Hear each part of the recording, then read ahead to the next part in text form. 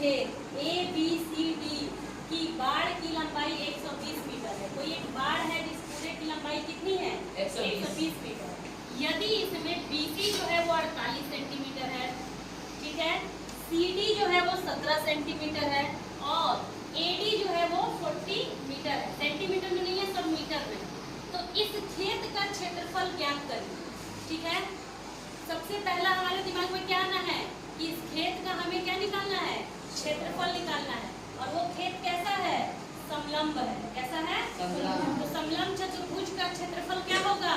1/2 भुजाओं का योग गुणे बीच की दूरी। कितना पता चल गया? और हमें देखिए क्या क्या चाहिए अब? भुजाओं का योग यानी इस भुजा की लंबाई और इस भुजा की लंबाई जो ऑलरेडी गिवन है। अगर हमें इसका हाइट मिल जाएगा तो क्या हम समलंब चतुर्भुज का क्षेत्रफल निकाल लेंगे? अब वो हाइट निकालने के लिए अब क्या करेंगे? देखिए यहाँ पे दूसरी चीज लिखा हुआ है, भुजा AB समांतर भुजाओं। जो ये भुजा AB है वो ये समांतर भुजा, ये दोनों समांतर भुजा है ना, इन दोनों पे क्या है? लंब है।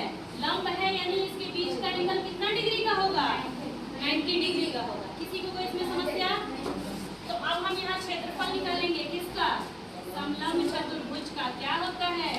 1/2 बोलिए गुणे बीच की दूरी, ठीक है, ये हो गया। अब अगर हमें हाइट मिल जाएगा तो हम इसका सलूशन निकाल लेंगे, क्योंकि हमें दोनों भुजा पता है कितनी है, 40 मीटर और 48 मीटर। तो इसके लिए देखिए यहाँ पे क्या करेंगे, हम यहाँ से एक लंब यहाँ डाल लेंगे। अगर ये लंब ये होगा तो अगर यहाँ 90 डिग्री बन रहा है तो यहाँ भी 90 डिग्री का ही एंगल बनेगा। अगर हमें इसका वैल्यू पता चल जाएगा तो हम पाइथागोरस प्रमेय से जो कल बता रहे थे इसकी वैल्यू हम निकाल लेंगे। इसके सामने की भुजा कौन सी होती है? 90 डिग्री के सामने की भुजा कर्ण, हाइपोटेनियस, ठीक है। तो अब हम इसकी वैल्यू निकाल ले। तो देखिए कैसे निकालिएगा, जब ये 40 मीटर है तो ये यहाँ से यहाँ तक की दूरी कितनी होगी? 40 मीटर। और ये पूरी दूरी कितनी है? 48 मीटर। तो क्या इस 48 में से 40 घटा देंगे तो ये दूरी निकल जाएगा? कितना हो जाएगा? 8 मीटर।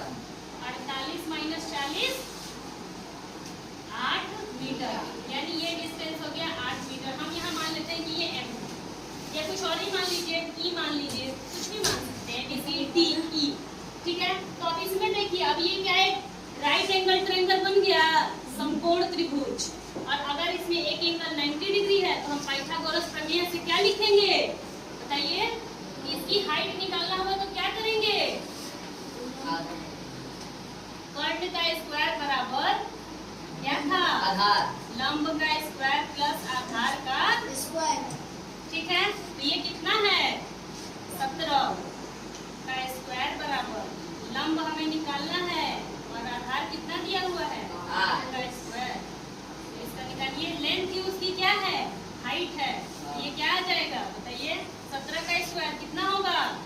कल बताए थे 289, हाँ 289 माइनस 64 कितना होगा?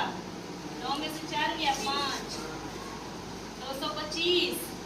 और ये किसका वर्ग होता है? 225 15 का।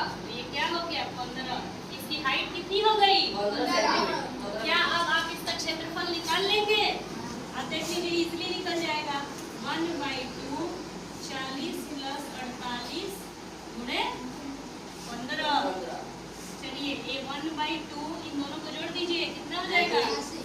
88 गुणे 15, 2 से कट जाएगा, कितना हो जाएगा? 44 गुणे 15, 15 चौका ये 60, 15 चौका 60 66, क्या होगा ये इसका यूनिट क्या होगा? कौन बताएगा?